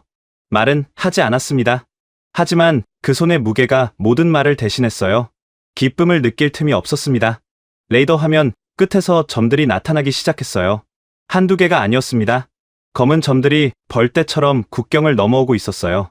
이란발 탄도미사일과 자폭 드론이 뒤섞인 복합편대였습니다. 어젯밤과 같은, 아니 어젯밤보다 더 촘촘한 대열이었어요. 교전 사이렌이 벙커 안을 찢었습니다. 벽이 진동했어요. 한국 기술진이 다시 화면 앞으로 돌아갔습니다. 박동호가 자리에서 벌떡 일어나 헤드셋을 꽂았어요. 방금까지 탈진한 것처럼 보이던 사람의 눈에 불이 켜졌습니다. 마이크를 집어 들었습니다. 전군에 연결된 작전 주파수였어요. 30년간 이 목소리로 명령을 내려왔지만 이 순간만큼 목이 타들어간 적은 없었습니다. 전 방공부대에 고한다. 알라신과 한국의 방패에 우리 목숨을 건다. 전원 전투 위치. 마이크에서 손을 뗀 뒤 레이더 화면을 올려다봤어요. 초록빛 화면 위로 검은 점들이 밀려오고 있었고 그 점들을 향해 천궁의 추적 커서가 하나씩 물려들고 있었습니다. 2개 포대, 수십 발의 요격탄. 이것이 오늘 밤 이 나라가 가진 전부였어요. 첫 발이 날아든 건 밤 9시 17분이었습니다. 레이더 화면 끝자락에서 국경을 넘은 점들이 두 채꼴로 퍼지며 밀려왔어요. 탄도미사일이 앞줄, 자폭 드론이 뒷줄. 고도와 속도를 엇갈리게 섞은 복합편대였습니다. 어젯밤보다 정교했어요. 어젯밤의 실패를 학습하고 온 겁니다. 천궁의 3D 위상배열 레이더가 회전을 시작했습니다. 화면 위의 점들의 추적 커서가 달라붙었어요. 하나도 빠짐없이 고도 20에서 40km 사이를 파고드는 표적마다 노란 사각형이 씌워졌습니다. 상층의 사드가 잡는 고고도 표적 정보와 천궁의 중층 데이터가 하나의 화면에 겹쳐졌어요. 박동호가 맨손으로 엮어낸 네트워크가 숨쉬듯 데이터를 주고받고 있었습니다. 표적 32개 획득, 중층 진입 표적 29, 교전 통제소 사격 재원 산출 완료. 박동호의 목소리가 벙커를 울렸어요. 32개. 어젯밤의 127발보다 적었지만 중층에 몰린 비율이 압도적이었습니다. 이란이 미국의 사각지대를 정확히 알고 거기에 화력을 집중한 겁니다. 패트리어트가 빠진 하층도 위험했지만 중층이 먼저였어요. 중층이 뚫리면 정유시설과 항구가 동시에 불바다가 됩니다. 마이크를 움켜쥐었습니다. 목이 바짝 말라 있었어요. 전탄 발사. 굉음이 사막을 집어삼켰습니다. 벙커 천장이 진동했어요. 2개 포대에서 동시에 미사일이 솟아올랐습니다. 수직 발사관에서 화염이 뿜어지며 하얀 연기 기둥이 밤하늘을 갈랐어요. 한 발, 2발, 연속으로 치솟는 불기둥이 사막의 어둠을 나처럼 밝혔습니다. 교전 통제소 화면을 뚫어지게 봤어요. 녹색 점들이 빨간 점들을 향해 치달리고 있었습니다. 첫 번째 충돌. 고도 32,000m에서 녹색과 빨간 점이 겹쳤어요. 빨간 점이 사라졌습니다. 두 번째, 세 번째. 연달아 빨간 점들이 꺼졌어요. 하늘에서 섬광이 터질 때마다 벙커 안에 누군가의 숨소리가 새어나왔습니다. 10발째가 명중했을 때 저도 모르게 주먹을 쥐고 있었어요. 15발째, 박동호가 화면에서 눈을 떼지 못한 채 입술을 깨물고 있었습니다. 20발째, 김상철의 이마에 땀이 흘러내렸지만 닿지 않았어요. 23발째에서 숨이 멎었습니다. 녹색 점 하나가 빨간 점을 비껴갔어요. 빨간 점이 사라지지 않았습니다.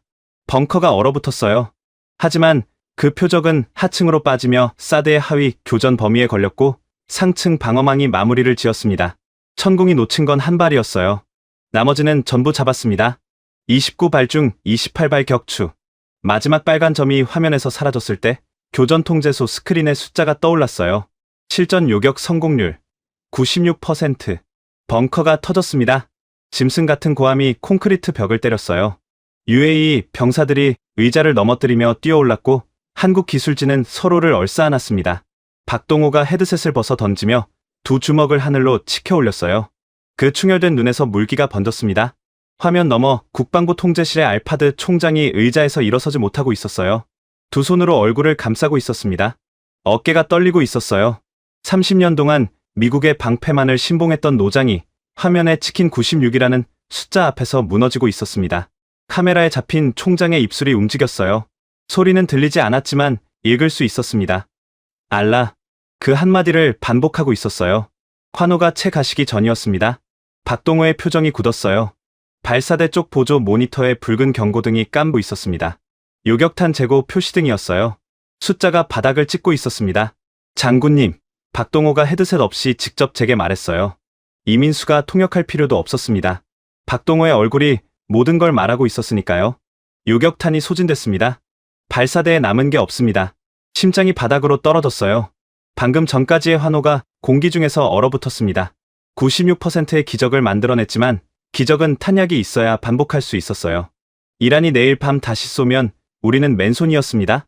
김상철에게 달려갔어요. 팔을 잡았습니다. 당장 쏠 미사일 30발만 가져다 줄 수 있습니까? 제발 한국에서 당장 보내주시오. 김상철의 눈이 좁아졌어요. 잠시 저를 바라봤습니다. 계산하고 있었어요. 한국의 생산 재고, 수송 경로, 수출 승인 절차, 그 모든 변수가 이 사람의 머릿속에서 돌아가고 있었습니다. 장군, 한국 정부에 연락하겠습니다. 약속은 못합니다. 하지만 최선을 다하겠습니다. 김상철이 벙커 구석으로 가서 위성 전화를 들었어요. 한국 시각으로 새벽이었을 겁니다. 하지만 전화를 받는 사람이 있었어요. 김상철의 목소리가 점점 높아졌습니다. 한국어가 빠르게 쏟아졌어요. 이민수가 제 옆에서 조용히 통역했습니다. 관례를 무시해달라고 하고 있습니다. 수출 승인 절차를 24시간 안에 끝내달라고요. 전시 상황이라고. 전시 상황. 남의 나라 전쟁에 자기 나라의 관례를 깨달라는 요청이었어요. 어떤 나라가 그걸 들어주겠습니까? 기대하지 않았습니다. 솔직히 말하면 반쯤 포기한 채 김상철의 등을 바라보고 있었어요. 30분 뒤 김상철이 돌아왔습니다. 얼굴에서 표정을 읽을 수 없었어요. 한국 정부가 승인했습니다. 대구공항에서 UAE 공군 수송기를 받겠다고 합니다. 믿기지 않았어요. 고개를 저었습니다. 다시 물었어요. 진짜입니까? 지금 대구에서 탄약 적재 준비에 들어갔습니다. C-17 한 대를 보내주십시오. 착륙하는 즉시 30발을 실어 보내겠습니다. 국방부 통제실에 연결된 화면으로 알파드 총장에게 C-17 급파를 요청했어요. 총장이 한마디도 반대하지 않았습니다. 96이라는 숫자가 모든 논쟁을 끝내버린 뒤였으니까요. UAE 공군 수송기 한 대가 즉각 대구를 향해 이륙했습니다. 그 뒤로 10시간이 지옥이었어요. 발사대의 빨간 경고등이 꺼지지 않은 채 깜박였고 레이더는 쉬지 않고 돌았습니다. 이란이 또 쏘면 막을 게 없었어요. 벙커 안에 모든 사람이 그걸 알고 있었습니다. 잠을 자는 사람은 아무도 없었어요. 새벽 3시쯤이었습니다. 작전 주파수에 끼어든 통신을 칼리드가 잡아냈어요. 장군님, 사우디 방공사령부에서 연락이 왔습니다. 어젯밤 천궁의 교전 데이터를 자기네 레이더망으로 실시간 모니터링했답니다. 사우디가 지켜보고 있었어요. 이웃나라의 레이더에 96%라는 숫자가 고스란히 찍혔던 겁니다. 사우디 국방부가 긴급 특사를 보내겠다고 합니다. 32억 달러 규모의 천궁 도입 의향서를 들고 온답니다. 입이 벌어졌어요. 32억 달러. 사우디가 미국을 건너뛰고 한국에 직접 손을 내민 겁니다. 새벽 4시 벙커 안에 위성 전화가 울렸습니다. 벤스였어요. 한밤중에 직접 전화를 건 겁니다. 수화기를 들었어요. 벤스의 목소리에서 아침의 여유는 사라지고 없었습니다. 타릭 장군, 상황이 좀 과열된 것 같습니다. 패트리어트 탄약을 긴급 지원해드리겠소. 조건은 하나, 한국 측과의 계약을 재검토해 주시오. 탄약을 미끼로 한국을 손절하라는 거였어요. 하루 전에는 30%를 올려 부르더니 96%가 지키니까 탄약을 공짜로 주겠다고 매달리는 겁니다. 스피커폰 버튼을 눌렀어요. 벤스의 목소리가 벙커 전체에 울렸습니다. 김상철이 고개를 들었어요. 박동호가 손을 멈추고 돌아봤습니다. UAE 병사들이 귀를 기울였어요. 벤스 부사장. 제 목소리가 벙커 벽에 부딪혀 돌아왔습니다. 어젯밤 내 부하들이 죽을 때 당신은 커피를 마시고 있었소. 오늘 아침 내가 사진을 던졌을 때 당신은 구두에 묻은 먼지를 털었소. 내가 패트리어트를 달라고 읍소했을 때 당신은 30%를 올려 불렀소. 그리고 지금 한국이 96%를 찍으니까 탄약을 공짜로 주겠다고? 스피커폰 너머로 숨소리가 들렸어요. 아무 말이 없었습니다. 필요 없습니다. 전화를 끊었어요. 벙커에 짧은 정적이 내린 뒤 누군가 박수를 쳤습니다. 한 명이 두 명이 되고 벙커 전체가 박수로 채워졌어요. 새벽 6시 통신 장교가 소리쳤습니다. 대구발 C-17 UAE 영공 진입 착륙 예정 시각 30분. 벙커가 들썩였어요. 10시간의 지옥이 끝나가고 있었습니다. 사막의 동쪽 하늘이 옅은 보랏빛으로 물들기 시작했어요. 밤이 물러가고 있었습니다. 한국에서 날아온 수송기가 그 보랏빛 하늘을 가르며 다가오고 있었어요. 새벽 6시 32분, 활주로 끝에서 굉음이 들렸습니다. 벙커를 나와 밖으로 뛰었어요. 매캐한 연기가 아직 거치지 않은 사막 위로 동이 트고 있었습니다. 어젯밤의 요격 잔해가 군데군데 흩어져 있었고 화약 냄새가 새벽 공기에 짙게 배어 있었어요. 그 냄새를 뚫고 거대한 회색 동체가 모습을 드러냈습니다. C-17 글로브 마스터. UAE 공군 마크가 찍힌 수송기가 타이어에서 하얀 연기를 뿜으며 활주로에 내려앉았어요. 대한민국 대구공항에서 10시간을 날아온 겁니다. 착륙 충격에 모래먼지가 소용돌이쳤고 활주로 양쪽에 대기하고 있던 UAE 병사들이 얼굴을 가렸어요.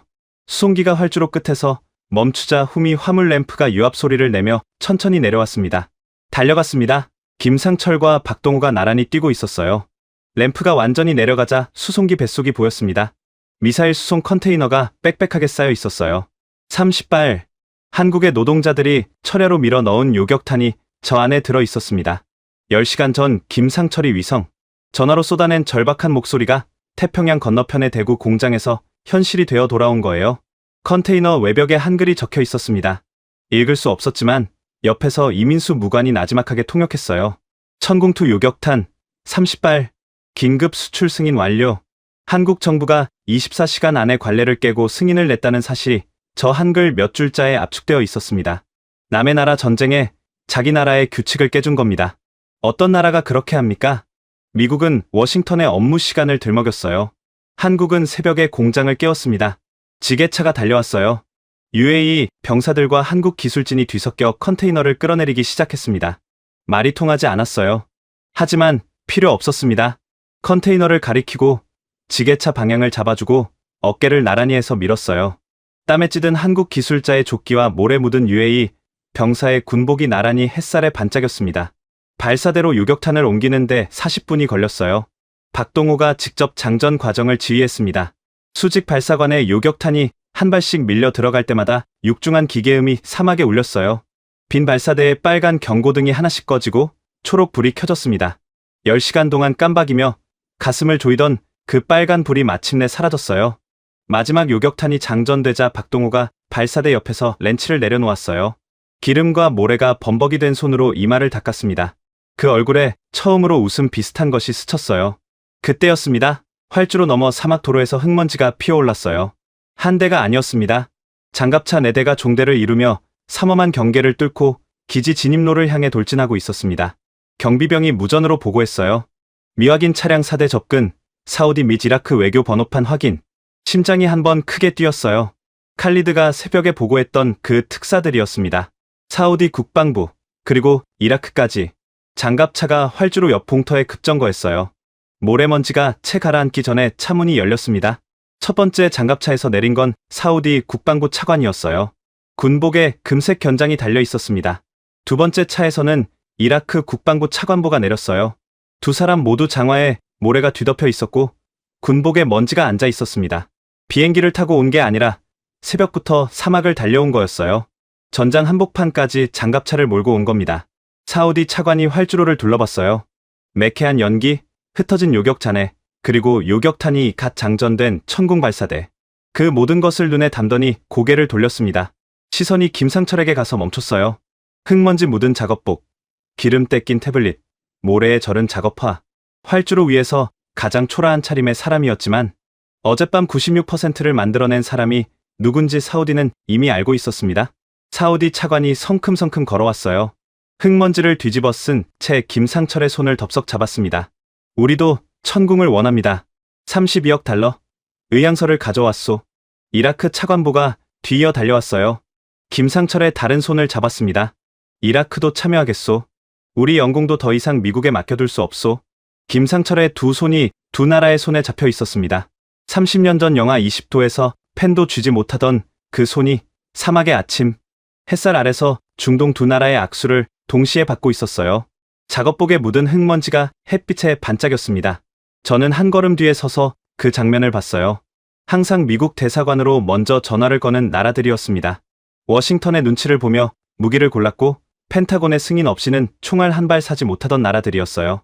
그 사우디가, 그 이라크가 전장의 흙먼지를 뒤집어쓰고 한국인 앞에 달려와 손을 잡고 있었습니다. 장전이 완료된 천궁 발사대가 육중한 기계음을 내며 하늘을 향해 수직으로 솟아올랐어요. 수직 발사관 4개가 아침 해를 향해 우뚝 서는 모습을 특사들이 올려다봤습니다. 사우디 차관의 입이 벌어졌어요. 이라크 차관보가 모자를 벗었습니다. 그 순간 제 안에서 무언가가 끓어올랐어요. 주머니에 손을 넣었습니다. 비어 있었어요.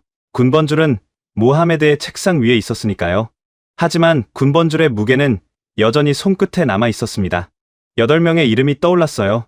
새까맣게 탄 막사 잔해, 피 묻은 쇠 조각의 열기, 미군 연락관의 무관심한 눈동자, 그리고 벤스의 커피잔, 30% 할증 청구서, 패트리어트 철수 통보. 그 모든 것의 무게가 이 활주로 위에서 청산되고 있었습니다. 김상철이 특사들의 악수를 풀고 제 쪽으로 왔어요. 모래먼지가 두 사람 사이로 날렸습니다. 장군, 여기서 끝내지 맙시다. 제가 고개를 들었어요. 무슨 뜻입니까?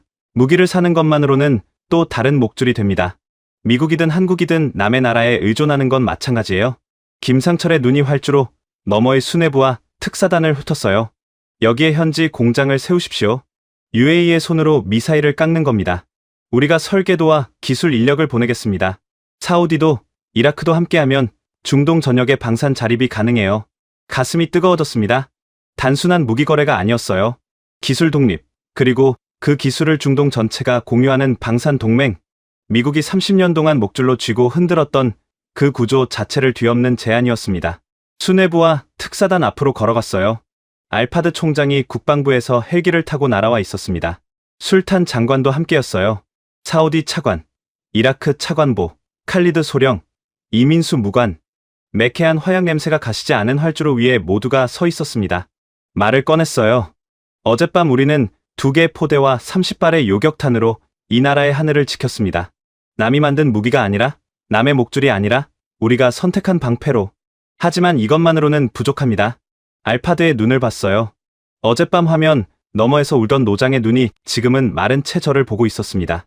남의 무기에 의존하는 한 목줄의 주인만 바뀔 뿐입니다. 우리 손으로 미사일을 깎는 현지 공장을 세우겠습니다. 한국이 설계도를 주고 우리가 생산 라인을 돌리고 사우디와 이라크가 함께 운용하는 중동 방산 자립 동맹을 시작하겠습니다. 사우디 차관이 고개를 끄덕였어요. 이라크 차관보가 주먹을 쥐었습니다. 알파드 총장이 입을 다문 채 한 번 크게 숨을 들이쉬더니 고개를 숙였어요. 반대가 아니었습니다. 30년의 관성을 내려놓는 무게였어요. 술탄 장관이 안경 너머로 김상철을 바라봤습니다. 작업복에 묻은 흙먼지, 기름때 낀 손, 투박한 태블릿, 4조 원짜리 계약의 상대가 맞는지 의심하던 그 눈이 이제는 달라져 있었어요. 김상철이 제 앞으로 왔어요. 오른손을 내밀었습니다. 30년 전 러시아의 추위에 얼었던 손, 어젯밤 사막의 열기 속에서 계약서에 서명했던 손이었어요. 저도 손을 내밀었습니다. 이틀 전 부하의 군번줄을 제 더미에서 파냈던 손, 벤스의 전화를 끊었던 손이었어요. 두 손이 맞잡혔습니다. 매캐한 화약 냄새가 배어든 활주로 위에서 흙먼지와 기름때와 땀이 뒤섞인 두 손이 단단히 맞물렸어요. 한국인의 거친 손과 아랍인의 굳은 살 박힌 손이 햇살 아래서 하나가 됐습니다. 머리 위에서 기계음이 울렸어요. 고개를 들었습니다. 천궁의 3D 위상배열 레이더가 느리고 힘차게 회전하고 있었어요. 아침 햇살이 레이더 표면에 부딪혀 산산이 부서졌습니다. 그 찬란한 빛 조각들이 활주로 위의 사람들 얼굴 위로 쏟아졌어요. 이 하늘은 더 이상 남의 손에 맡겨진 하늘이 아니었습니다. 더 이상 청구서 한 장에 팔려나가는 하늘이 아니었어요. 우리가 선택하고, 우리가 지키고, 우리 손으로 깎아낸 방패가 지켜주는 하늘이었습니다. 김상철의 악수를 놓지 않은 채 레이더를 올려다봤어요. 회전하는 레이더가 햇살을 받아 한 바퀴 또 한 바퀴 돌았습니다. 사막의 아침이 눈부셨어요. 지금까지 대한민국의 감동을 전하는 감동유나였습니다. 대한민국의 기적 같은 이야기 다음에 또 들려드리겠습니다. 선배님들, 좋은 하루 되세요.